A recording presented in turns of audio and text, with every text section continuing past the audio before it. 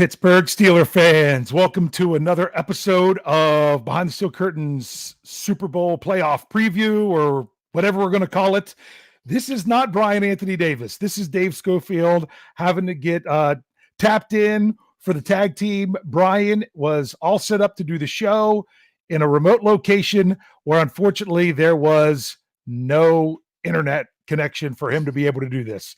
So I'm stepping in real quick. I'm here with Nick. You want to say, hey, Nick, before you go? Dave, good to be with you. Obviously, a lot of pressure. I mean, it's almost like being a quarterback coming into the Super Bowl with starter Bad Davis out now. Breaking news: Bad Davis is out of the Super Bowl show, and obviously, everybody worldwide, nationwide, getting this news. And so, Dave, we know you're going to do an incredible job stepping in and leading the team to victory. Hey, I'll do what I can. Hey, next man up. That's how it works. That's exactly right. You could be the Frank Reich of this show. You know, Frank Reich led the Bills to the impossible comeback with the Oilers years ago. You can be this version's Frank Reich. There we go. Well, before we get going too much into the Super Bowl stuff, we have a very special guest. We have a 49ers, we're going to say a 49ers correspondent. We have an associate of one, Brian Anthony Davis, that he had this all set up. Sam, I just brought him up in here. He is in Miami for the NFL experience. Sam, what can you tell us what's going on? So we're outside of the Super Bowl experience. It is every year. We were here in Atlanta last year for the Super Bowl. It was a lot of fun. So we came back this time. Let me give you a little look at what's going on. So you can kind of see we got the convention center here. It's massive. The Super Bowl signs. You got fans. You got every team represented. A few more Patriots fans than I would like to see, to be honest with you. But I don't think so. But you know they're rooting for Jimmy G and the Niners, so I can appreciate that. Okay. There we go. Well, it's funny. They probably booked their flights a long time ago, assuming they were coming, but the Titans had probably. Had and I think plans.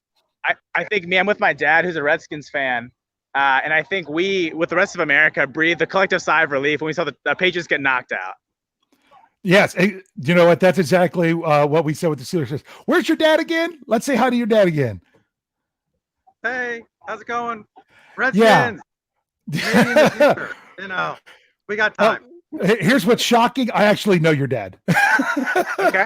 I didn't know that. Small world. So here we go. So what can you tell us? Would you say there's more 49ers fans or more Chiefs fans or just NFL fans in general?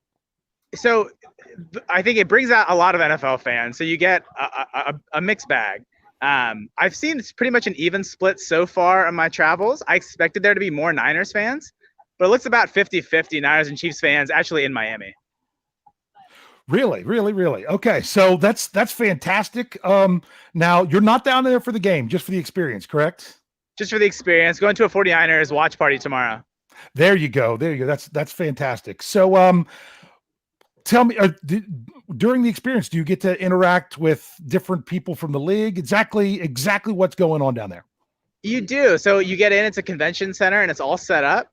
You're going to have a chance to actually see the Lombardi Trophy and get a picture with it. You're going to be able to do some things like, football passes, football kick competitions, and there's player engagement. Last year, we met Philip Lindsay, the Broncos running back. I got to meet Nick Mullins, the 49ers quarterback. Wow. We also got to catch a pass from Sam Darnold. Hey, there you go. So they really are doing the full out experience. I mean, is it something that there's a lot of fans and a lot of crowds for it, or is it pretty where you really get to experience more stuff because they have a lot to do? Yeah, there's a lot of fans. It's kid friendly. It's fun for the whole family. But we really enjoyed it last year. It brings out a lot of NFL fans. People are just excited to be, part of the NFL. Last year, Rich Eisen was here as well. They were filming one of the NFL Network shows. You could be, in the back of the crowd. But it's just a cool chance to celebrate football, celebrate the NFL, and get excited for the Super Bowl tomorrow. That's fantastic. And for your team to be in the Super Bowl really has to be something for you. It's pretty exciting. So yeah, how are you feeling? Because right now, this is what we're going to talk about on our show: is how do you get up for a Super Bowl where your team's not in it? So you've been there for several years now. You can tell us real quick, how different is it for your team to be there? it's almost surreal in a way, right? This is kind of the pinnacle, and it's almost hard to soak it in because you're just not used to it as a 49ers fan. But it feels great. It's exciting. And I almost don't want to talk about it too much because the more I talk about it, the more nervous I'll get, and I can't focus on the fun that's going on around me. You are explaining exactly how I feel. Like, when the Steelers are not in the Super Bowl, I feel like I can just relax and watch the game unless there's someone like that team up north that no one wants to win unless they're playing and you're anxious for them to not win. I feel really relaxed going into this week, but I wish I was nervous. I wish I had your nervousness because my team was there. We don't want to hold you up too long. We will let you go and enjoy the stuff. Anything else you want to say out there for us? I just want people to remember that the last maybe dozen Super Bowls, it's been a good offense versus a good defense. Mm-hmm. People always want to go with a high-powered offense, but the defense almost always comes through. Okay, well, what's your prediction? Niners 27-24, but it's not going to be as close as the score indicates. You know what? You put that score right there. What I was thinking. I think the Niners are going to score in that 24-30 range. Mm-hmm. But the big question is, how are they going to be able to keep Kansas City below that or not? I think we're primed for an excellent game. Please enjoy it. Will do. Don't break anything. Definitely not. I'm glad you're going to be with 49er fans, so that way you guys can either celebrate together or you can drown your sorrows together. That's always misery loves company, or joyous occasions like it the same way. Absolutely. Well, we really appreciate you coming on and giving us an update from everything going on down there. I know it's tough for you to hear us and everything because you're out there on the street. So what's the weather looking like? Right now it's 70 degrees and cloudy, but it should be really nice and sunny for tomorrow. Excellent. So enjoy that game. Enjoy that experience. It's funny because your dad's there as a Redskins fan. He feels kind of like everybody else, but he's felt that for much longer than the rest of us, I'm pretty sure. Absolutely. So so make sure you take care of him. So thank you so much for joining us, Sam. No problem. Take care, guys. All right, thanks. So Nick, what do you think of that? Well, I'll tell you, it is, I think Miami's a fantastic site for the Super Bowl. And, I know everybody's down there and really excited. And, with it being such really an evenly matched game where it's really, people, I know I am, are going back and forth on, who's going to win tomorrow night's contest. It's going to be a very, very, very exciting game here in about 30 hours from now. Yes. And I know some Steeler fans really are against the whole 49ers getting the 6 Super Bowls and everything like that to match the Steelers. I'm not worried about that. If the Steelers were the only team with 6, I would care, but they're not. That other team has 6. So now it's the Steelers' job. Brian has said this many times. It's the Steelers' job to get 7. Doesn't matter how many teams are at 6. It's their job to be the next to get 7. So I'm a really okay either way. Now, if the 49ers win it this year and then they're in it again, I'm going to have to root pretty hardcore against them. Right. And I think a lot of it, too, is the fact that, so many franchises would dream of having 3 Super Bowls, much less 6. That's a way of, I think, to look at it and all the incredible success. And as I've said in the last few podcasts we've had, the future's very bright for Pittsburgh. Defensively, incredible young players like T.J. Watt and Devin Bush and, of course, Minkah Fitzpatrick. Those are 3 incredible pieces, to put a lot of players around, for the foreseeable future, maybe for the next decade. Of course, a major question is going to be the health and future of Ben Roethlisberger. It's a situation where if you can get, a few more good years out of Ben Roethlisberger, you can be in an incredible spot to really challenge for the AFC. What's very interesting, to just ask you a question. Mm-hmm. Derrick Henry is an unrestricted free agent. And he was on the Dan Patrick Show, I believe Thursday. And I listened in and, of course, you talk about him going to the Titans and re-signing. You also mentioned Miami. And one team that Dan Patrick mentioned right after those teams was the Pittsburgh Steelers. And what an incredible fit he would possibly be with James Conner as a a running back threat with that great defense. So what are your thoughts on that? And also being a Steelers insider, Could you give insight as far as with the salary cap, how doable that is with where you are present and future? That's the big issue. When my brother and I, we do the Stat Geek show on Tuesday, and one of our big ongoing things that we talk about is whenever they are dealing with saying, oh, people are like, oh, we should sign this guy, we should sign that guy, we should sign him. The big answer is with what money that we want to ask. Because I have had lots of people tell me, we've got to take a running back in the second round. We've got to do this. We've got to sign this running back. The Steelers have a large group at running back. Mm-hmm. But if you had a chance to add someone, let's just say this. Totally. It's not their biggest need, but if you had the chance, you grab that. But I don't see any way how the Steelers could pull that off financially, especially if they're trying to keep Bud Dupree, because right now they don't have any money to sign Bud Dupree, and they're going to have to create that. And with it being the last year of the CBA, there's the 30% rule where you can only move out so much of the salary can only increase 30% from one year to the next. So you can't just save money from the cap this year by restructuring guys like they have in the past. It just doesn't work that way. So it's very, very difficult to pull that off. But when you just talk about if you could go out and sign anybody, man, oh man, who wouldn't want Derrick Henry as their running back the way especially the problem is he's done so much with how he finished up the season and those massive yards that he racked up. He should be the highest paid running back in the league. Right. And there's going to be a team out there that can pay him. And unfortunately, I do not believe that is the Pittsburgh Steelers. As much as it would be great, I just don't see it happening. And there will definitely be teams that I think will really, challenge Tennessee to, really up the pay for Derrick Henry because, to your point, he had a incredible playoff run at a perfect time, by the way. Yes. Coming right up into a contract year. So I think, and there a lot of times there's always a team out of nowhere that comes up and really makes a pretty big offer for a marquee running back like Derrick Henry. So it's going to be very interesting to see what happens. But I definitely wanted to get your point of view. If it was realistic that Derrick Henry could be in a Steeler uniform and salary cap wise, if it was doable. Yeah, it would be wonderful. It's just there's so much with that because Lance Williams was talking about it. I think he did it on his show last night about how Ben Roethlisberger takes up such a high percentage of the salary cap. I think if I were to quote him right, it would be 17% of the salary cap is towards Ben Roethlisberger. And there's never been a team win the Super Bowl where a quarterback took up that percentage.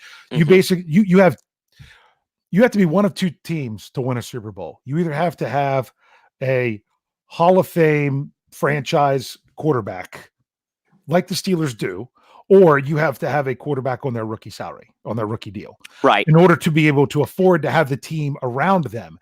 And right now the Steelers are in a shift to where they are becoming more of a defensive team than an offensive team. And it's going to get tricky with Ben Roethlisberger in the 2 years he has left because you're going to get to a point of where we either got to pay a quarterback or we've got to keep our defenders. Right.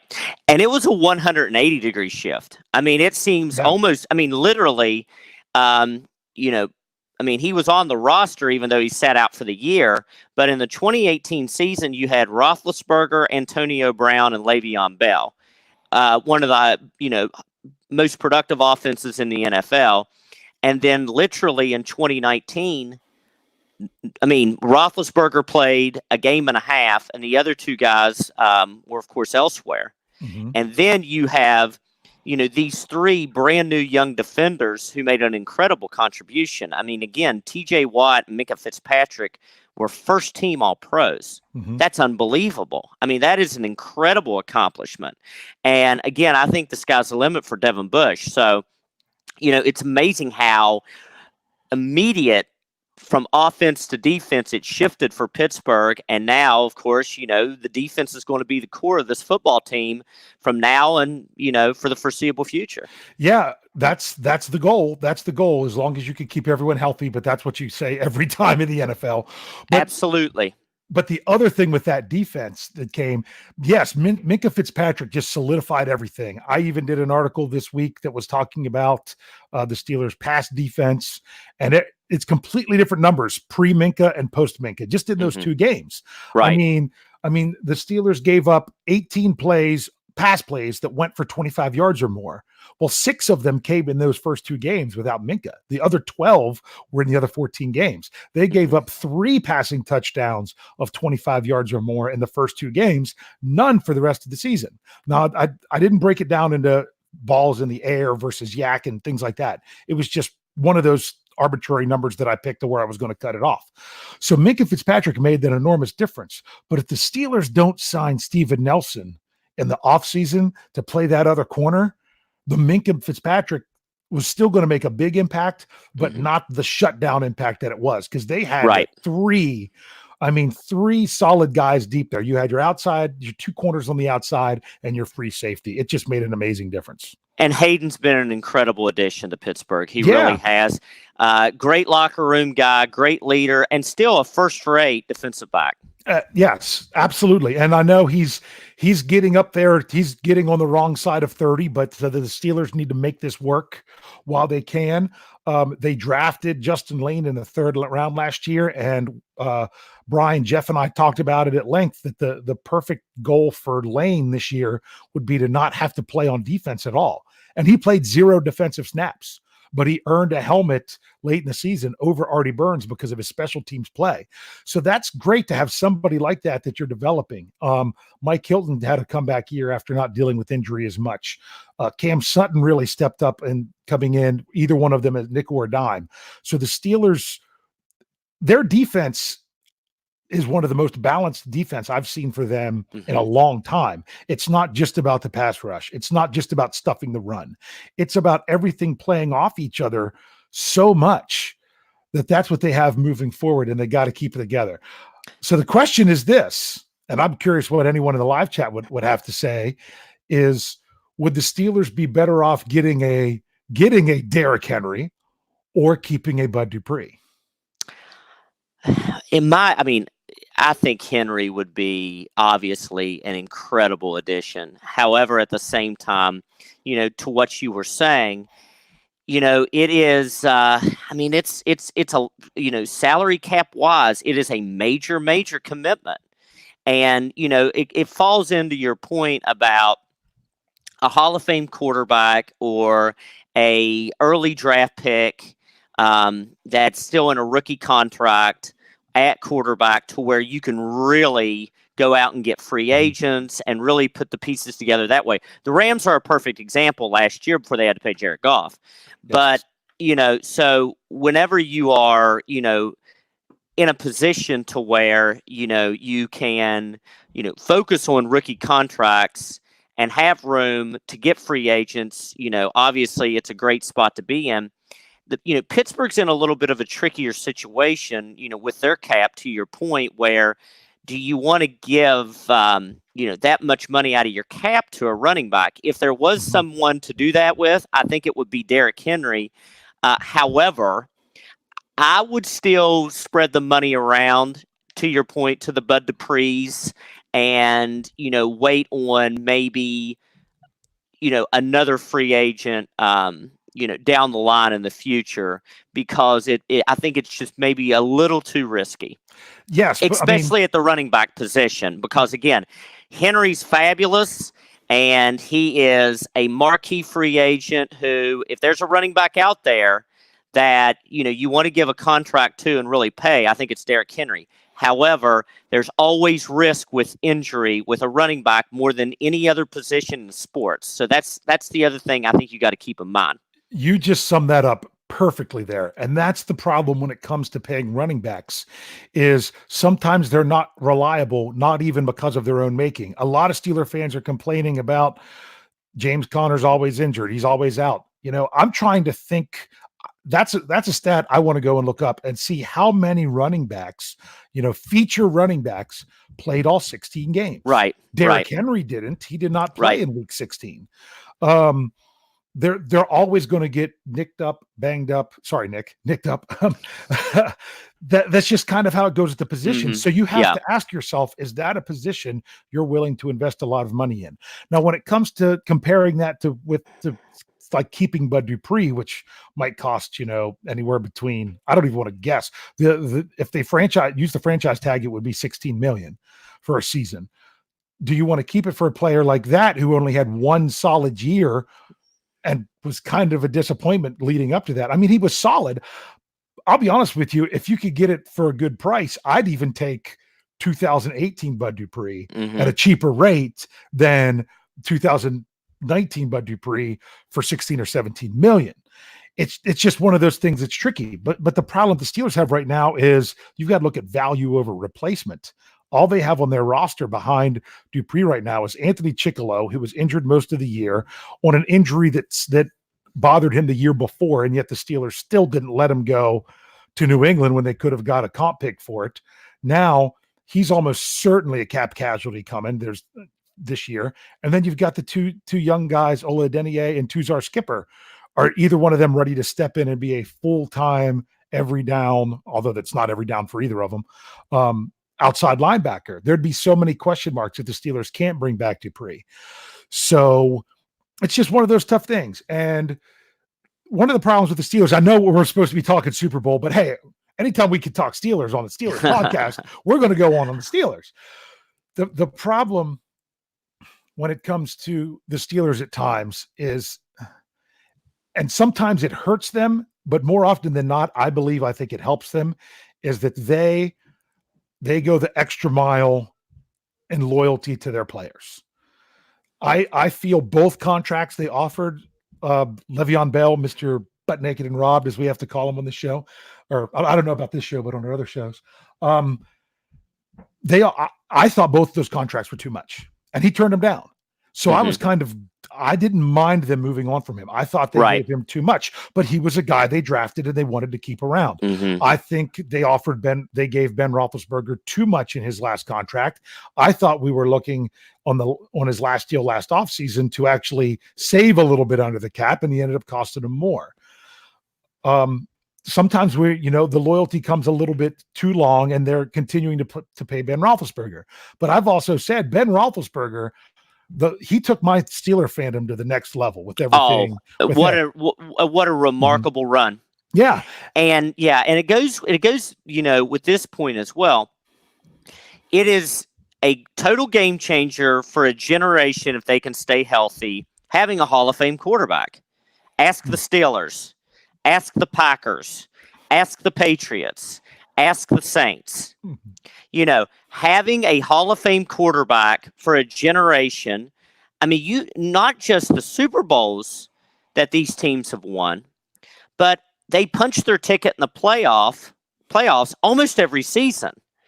That is something that most franchises aren't used to. I mean, a lot of franchises, if they go to the playoffs, 1 out of 4 seasons, it's success rate, where so many of these teams are in the postseason almost every year, especially when you look at New Orleans, Green Bay, New England, and Pittsburgh. Yeah. I mean, the expectation is Super Bowl, and anything less is a disappointment. I mean, I just know fans from other teams that they're like, man, I just can't believe making the playoffs and things like that. But absolutely, that's what you build. That's how you build a franchise. And so the Steelers would, it's what's interesting is you're like, if you could offer Bud Dupree the money to stay, or you could get another outside linebacker about the same equivalent for the same money, the Steelers are going to take the guy that they drafted every time. That's just the way they do business. Sure. And a lot of successful franchises, that's the way they do business a lot of times. Yes, but you are going to possibly get that lull when you get to the end of, let's say, like a Ben Roethlisberger's career. I mean, Ben's got to be the guy next year, because if Ben's not the guy, you're in trouble. He's taking up 70% of your salary cap. Sure, so, no doubt. Now, another one that I've brought up is Ben. I mean, he's got I think he's $33 million towards the cap this year. Some people are like, move on from it's $25 million in dead money. You'd only save like just over $8 million if you were to release him. That would be absolutely crazy. Someone's, believe it or not, other people have said, well, what about Cam Hayward? You save the most money if you get rid of Cam Hayward, because he would be like $3 million in dead money, 9.5 they would save for the cap. The guy has just been all pro 2 out of the last 3 years. You know, he's an elite company. There is no defensive tackle Big time player. Closer to the level of Aaron Donald than big Cam time. Hayward. No doubt. It's Aaron Donald and Cam Hayward as the 2 defensive tackles for all pro. Yep. And then it's the second team. No one's closer than he is. Right. That's a guy. I just feel bad with his contract situation because it's the last year of the CBA. He should get a new contract this offseason, but I don't know that it's the wise move for either of them because of the restrictions with that. So lots of good stuff. I know we're going off on Steelers stuff. I think we need to turn it back to the Super Bowl, which is kind of what the whole point of the show is. But I just enjoyed, I've never met you before. This is my first chance to interact with you, and this has been great. Right. Yeah. Well, my pleasure. Absolutely. So I think you've summed it up pretty good so far with the Super Bowl is you could take either one of these teams. You really could. It's the last I checked, it was a 1.5 point spread in favor of Kansas City. What's amazing to me is the fact that normally once we hit about a little over 24 hours before the Super Bowl, now granted, I've been wrong many times. Let me say that for the record. But normally I have made my prediction and I feel confident about at least the team for sure. But in this situation, you know, I've made my pick, or I've, at least in my mind, I have my pick, but it was by no means easy. I mean, 1 minute this week, I liked San Francisco. The next minute, I liked Kansas City to win. I mean, I've gone back and forth even this morning. That's how exciting and uncertain I think this game is. Absolutely. I'm thinking of a story, what was this, a couple days ago with my kids. My daughter's 11, my son's 8, and occasionally they'll ask my wife, hey, can we use your phone and do some of the cool filters just to take some pictures, just to goof around? And they have Super Bowl ones. They had 49er stuff. They had Kansas City Chiefs stuff. It was kind of pretty neat what they were doing. And because of that, they're like, oh, hey, Dad, do this one. Which team are you going to be rooting for? I'm like, I don't know. And I might be changing throughout the course of the game, how the game's going. For sure. I mean, for sure. Just in who I would like to win. Right now, I would say it would be nice. Kansas City hasn't been there in 50 years. I'm pulling more for them as of right now, but I might change my mind based on how the game's playing out, because I know, like I said before, some Steeler fans don't want San Francisco to get that 6th trophy. And I don't have a problem with that because the Steelers aren't alone there. So not only do I not know who to pick, I'm not even sure who to root for. And this isn't a bad thing. I think this could make for a very enjoyable game. Well, you know, the part that you said there at the end is what really I like the most and what's most important to me. You said, I think this is going to be a really enjoyable game. And so do I. I think you have 2 really good teams there. You have a ton of uncertainty with who's going to win. I think there's going to be a lot of great plays, a lot of drama and excitement. And that's what you want with the biggest game of the year, is that. Exactly. And like, I know last year, Jeff Hartman thought how the game was so terrible and everything because it was a lot of defense early on. And the question is, would you rather see a close defensive game or an offensive explosion, but it's a 14-point difference pretty much the whole time? I am all in favor of great defensive games, but for the Super Bowl, I like offense explosions. Yeah. For example, I was more than okay with Patriots-Eagles a few years ago when I believe both teams combined for about 1,010 yards in total offense. That was crazy. Broke 1,000 together. So I am more than okay with that because it's the Super Bowl, biggest game, you know, on planet Earth, you know, each year. And, you know, I love all-out excitement for those 60 minutes. Yes, exactly. That you want that exciting game, especially as your signature game for the year. And as someone who follows football and watches any game that I can, especially professional football, I was okay with last year's Super Bowl, but I completely understood those that said, hey, this was a chance. The Super Bowl is when you get people that might not watch a game any other time actually. Without a doubt. Football. Without a doubt. So you'd kind of like to get that product out there. And that's why I think there's going to be a lot of pull for the Chiefs because of that whole offensive explosion. But even though the 49ers only passed the ball 8 times in the NFC Championship game, it's because they didn't have to. They just dominated that game so much, and they're like, why? It's not about scoring points. It's about winning the game and getting to the next one. Dominating. And the last 6 quarters, Shanahan's ran the ball 72% of the time, which why wouldn't you? Because that offensive line dominated both Minnesota and Green Bay, who have solid defenses and pretty good front sevens, but they totally took the air out of both offenses because they dominated the time of possession and the line of scrimmage, really on both sides of the ball. I mean, what has been such an incredible success and advantage for San Francisco this year is how on both sides of the ball, especially toward the end of the year, how they have dominated on the offensive line and the defensive line. And I think that it's going to prove a major challenge for the Chiefs because traditionally, if one team dominates both sides of the ball, they have a huge advantage, barring special teams and turnover issues. Absolutely. It's going to come down to splash plays for the Chiefs. If it's a game of splash plays, I think it's going to be the Chiefs that are going to win.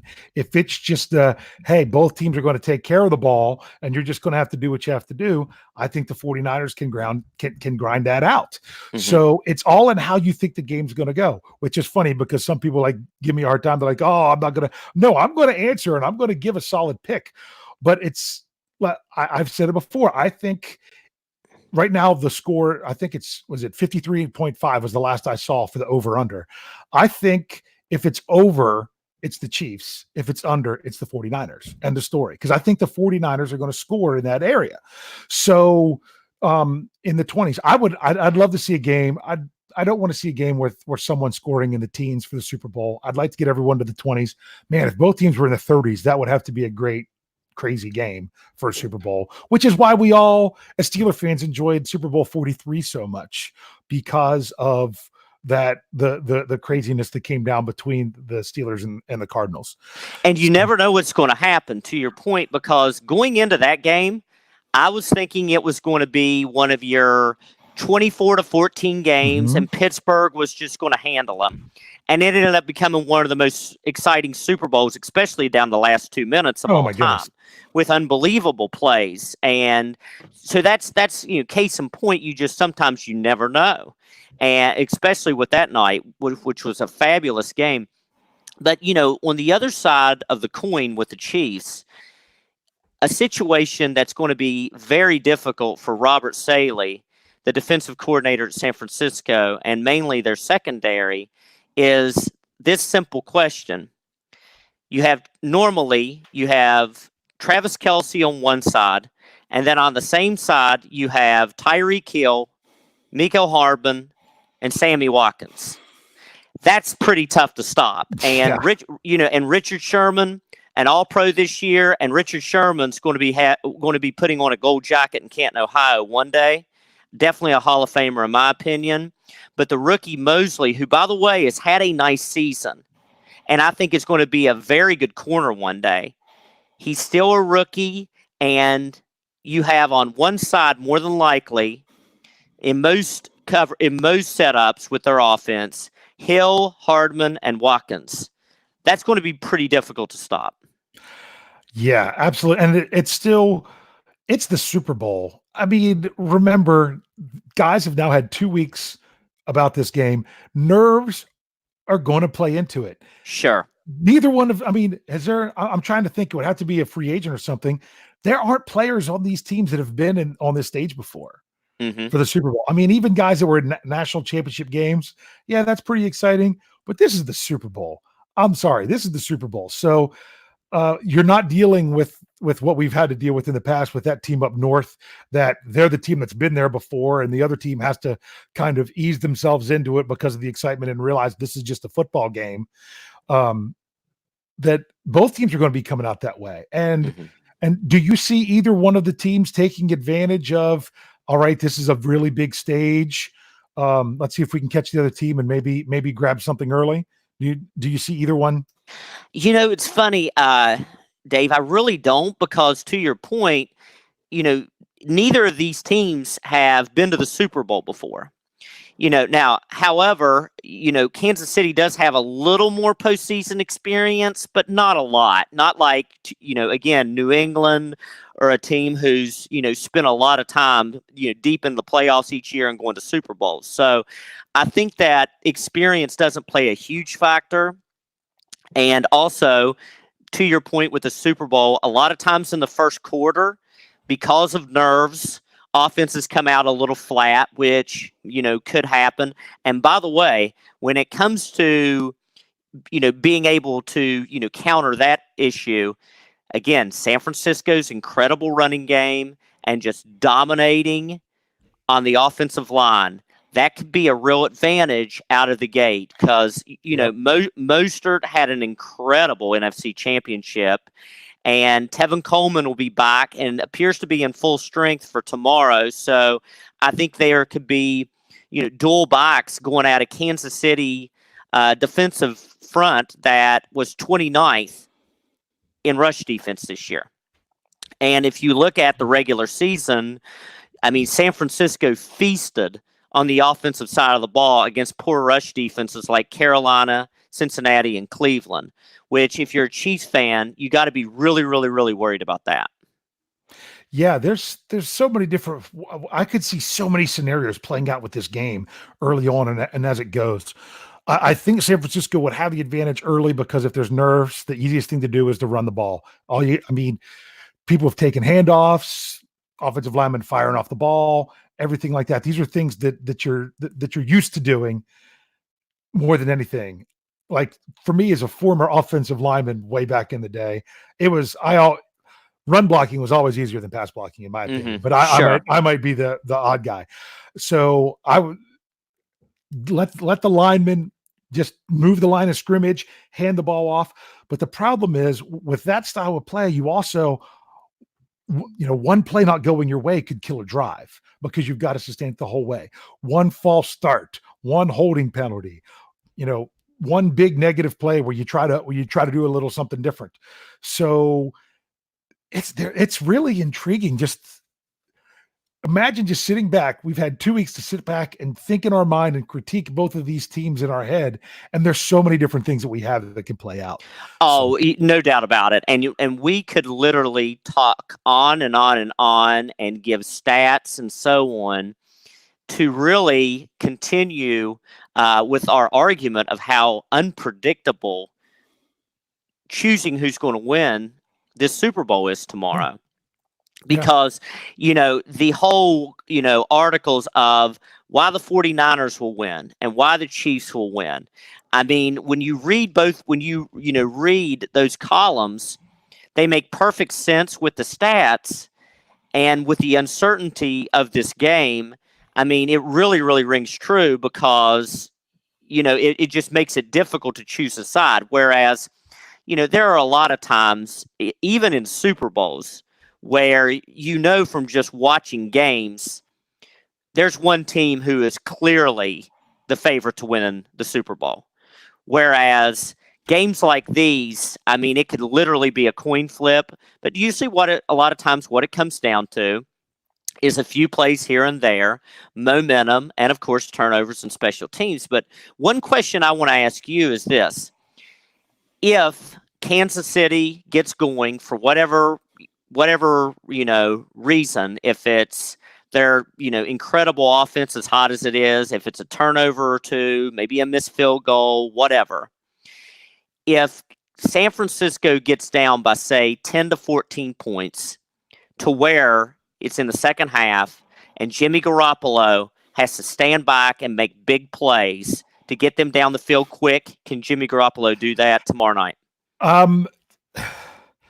It's not that it's not possible, but I would not bet on it, if you know what I mean. It wouldn't shock me if he did, but if I had to say one way or the other, I would say I do not. Mainly as much because of who he's going up against and how much you would trust the Kansas City Chiefs through that, which you're kind of leading into something I was going to do. I see that we have a super chat question in there, Snowman. I am going to get to it in just a little bit after we do this. I'm going to ask you some certain matchups, and I want you to tell me if it's advantage Chiefs or advantage 49ers. And here we go. I'll just roll right into the one you just brought up. Comeback ability. Advantage Chiefs or 49ers? Oh, Chiefs, no doubt about it. Absolutely. Okay. Mahomes can turn your lights out fast. And to add a stat to that, in the playoffs, Kansas City has scored 60% of the time when they have possessed the ball. That's touchdowns. That's touchdowns. That's just touchdowns on Yes. 60% of their drives. So you think 5 possessions, they've scored in the end zone 3 times in the postseason. If you're playing in the regular season and maybe, you luck out and you play against 3 really poor defenses, that's still an incredible feat. But you're doing that in the playoffs, unbelievable. Yeah. All right. A couple of these are easy, and then we'll just hit them real quick. You can just say the name, and then we'll go into ones that might not be, because we know running attack. Oh, San Francisco, no doubt about it. Passing attack. Chiefs, no doubt about it. Run defense. San Francisco. Pass defense. San Francisco, slight edge. Yes, I would say that as well. Okay. And you already mentioned line of scrimmage. Both on both sides, you say San Francisco. How about this one? Coaching. That's a hard one, isn't it? I'll give an edge to Kansas City, but I say that with all due respect to Kyle Shanahan, Robert Saleh, and that Niner staff. Sensational. I mean, Shanahan, in a lot of ways, I think Shanahan has maybe stolen a little bit of the, young coaching, star in the making that Sean McVay had last year. And, a lot of people are seeing what an amazing play caller Kyle Shanahan is. And by the way, Robert Saleh will be a head coach this time next year, probably in the National Football League. He narrowly missed out the Cleveland job, but Robert Saleh will be a head coach next year, in my opinion. And honestly, one of the things that wasn't working in his favor is that his team was still playing. So without a doubt, without a doubt. So if the 49ers don't have as good of a year next year, he will. I agree with you on that one. I think he's going to be a very good. Well, we'll see how good of a head coach he is, because sometimes great coordinators don't make great head coaches, but he is going to get an opportunity very soon. No doubt. Let's see. What about special teams? Anything that you think of there? Well, Kansas City had some special teams issues, obviously, with the Houston Texans. But it appears that they've cleaned that up, and special teams is a major key. It's one of the major intangibles. I'll say this: if I was a San Francisco 49er fan, and it was in the second half especially, and Robbie Gould was trotting out to attempt field goals for my football team, I'd be very, very happy about that, because Robbie Gould has been an incredible clutch field goal kicker for years now in the National Football League. So I think that's a big advantage. Yeah, I mean, I don't know. I'm trying to remember. I don't know that one team really jumps out. Like you think of someone that just has that kicker or that punter that there's going to. I mean, unfortunately, the Ravens always seem to have both. That could really help with that aspect of the game.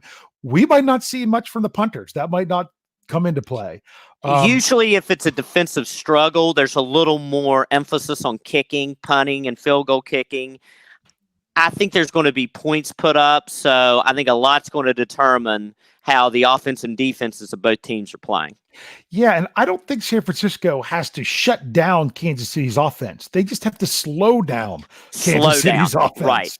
That whole 60% touchdowns, things like that. Which it really is. It's almost like slowing down a sports car. I mean, that is going to be really hard to do, because Patrick Mahomes is obviously 100%, and that offense with its weapons, as we discussed, with Hill, with Kelsey, with Hardman, with Sammy Watkins. Williams has been running the ball pretty well. If Williams can establish the run and really open up those passing lanes for Kansas City, it could be a really, really monumental challenge for San Francisco tomorrow night. Yeah, I think Kansas City's going to struggle to run the ball. That's just my opinion. I mean, watch them come out and rush for 170 yards. You never and know. I look like a complete fool. You never know. I see them trying to get the short passing game with their backs involved a little bit more. But yeah, you're right. You just never know. I mean, if there's one person on Kansas City that you trust with the ball in their hands, it's Patrick Mahomes. So I don't think there's a quarterback in the National Football League that I trust more with the ball in his hands right now than Patrick Mahomes. Yes, and like I said to you before, he's not just probably one of, if not the best quarterback in the league right now. He's the best quarterback in the right system with the right coach to have the success. Yes. So before I get your overall final last call on the Super Bowl, I want to bring up this super chat that we had from Snowman. For those of you that don't know what I'm talking about, you can use the super chat feature. You type in your comment, you donate whatever amount you would like to the show. We will definitely bring it up and talk about what you've put in there, and it just goes into the tip jar to help with stuff. If you want to help out without using the super chat feature, just make sure you are liking the video, giving the podcast good ratings, and subscribing to the channel. So here we go. Snowman, $5 in the tip jar, says, Nick, do you think the Raiders will offer Derrick Henry a contract? No, I don't. I think I'd like to have Derrick Henry, but I mean, much, much, much more than Pittsburgh. We have a salary cap where we have to fill in a lot of holes still. I mean, with the Steelers, you all don't have remotely the holes to fill that the Oakland Raiders do. So we have a lot of stuff we have to take care of before we go out and really pay money for a free agent running back. Again, I'd love to have Derrick Henry. I think Derrick Henry is a phenomenal back, but there's definitely holes in that Raiders team we got to fill first. I understand, and that's the thing. You have a good running back. We do. Really excited with Josh Jacobs. Really excited. I mean, I expect him tonight to get the Offensive Rookie of the Year, because that's Saturday night is when they do the awards. Yeah, I think he does, and I think Lamar Jackson will be the runaway winner for MVP. Two things real quick on the Raiders. Number one, we need a wide receiver, which I hope to get with the 12th pick in the draft. And number two, we need a linebacker. We need those first two things first. We need those first two things. The Raiders thought they had the wide receiver that didn't work out last offseason. So let's not even go there. No question. Let's not even go there. So two things we're going to do here real quick. One is the title of the show was, how do you get hyped up for a Steelers-less Super Bowl? How do you get hyped up when your team is not in the Super Bowl? I addressed it a little bit there with Sam at the beginning. I think we've covered it. The answer is having a good game, having teams involved that you don't want to root against, and then just having a good game. I love the Super Bowl. I watch it with my dad every year. My parents come into town. Wonderful tradition. Yep. And let me add this too, Dave. And I think this is something that I always put kind of in the front to middle of my mind when I'm watching the Super Bowl, regardless if it's a team, your team's not in there, or you don't think the game's going to be that exciting or whatever. Remember one thing, not counting preseason, we will have 7 long months until week 1 of the National Football League. So enjoy it, because when it's over after tomorrow night, it's over for 7 months. So enjoy every minute of it. It's almost 6 months to the day to the Hall of Fame game. Mm-hmm. And that's just preseason. Right. So it's a long off season. And for Steeler fans, I feel like it's already been a long off season, you're over a month removed from the last time they played. So it's really difficult. And to think that there's so much more out there. Enjoy the football while we have it. Enjoy the game. Enjoy the time with your family. Like Brian would say, don't be that person that says, I'm just here for the commercials, because he gave you permission to punch that person in the face, which I think was a little extreme. But sometimes I actually say that comment just to get under people's skin, because they know I'm there for the game. Like, I'm just here for the commercials. So just to be that guy. So to close up here, you've got to make the decision. Mm-hmm. Your choice, for the winner of Super Bowl 54 is? I think it's going to be a great game. I think that there's going to be scoring involved. I think both teams are going to maybe be a little flat in the beginning, but overall it's going to be really good, efficient football. I think that San Francisco's pass rush is very important, and I think that they'll be able to put pressure on Mahomes. But I do think Patrick Mahomes will be a difference maker based on his incredible ability to create and make plays with very, very, very little room for error and tons of pressure. I think Mahomes is going to be the real key of why I'm picking the Kansas City Chiefs 34-28 over the San Francisco 49ers. 34-28. All right. That's a very interesting score. I've said some other things before. I felt that it's going to be, if it's over, it's the Chiefs. If it's under, it's the 49ers. I think no matter what, I would be shocked if the 49ers do not win the time of possession battle, for sure. I would be too. I think the big difference in the game could be is if there's a turnover margin of more than 2 in one team's favor. That's going to be enormous. But for my pick, I guess I got to come up with a score. I'm also going to take the Kansas City Chiefs, and I'm going to take them. What did you say? 34-28? I did. You took my number. Oh, because if that's what you want, that's what you want. 34-28. There you go. I'm going to go 35-28 because I don't know that they're going to have to settle for any field goals. Mm-hmm. There might not be a field goal with this game, or there might be 2 field goals but a 2-point conversion in there. That would not surprise me. So I'm going to say 35-28. I think I would not even be surprised with that 35-28 if it's the Chiefs having the ball late in a tie game and grinding it down and deciding with around 2 minutes left, they actually get in the end zone and get that 7, and then they have to come out and try to keep San Francisco coming down the field. And I think the Niners could even maybe get in field goal range, but they are going to need the touchdown, and it just might not be enough time yet.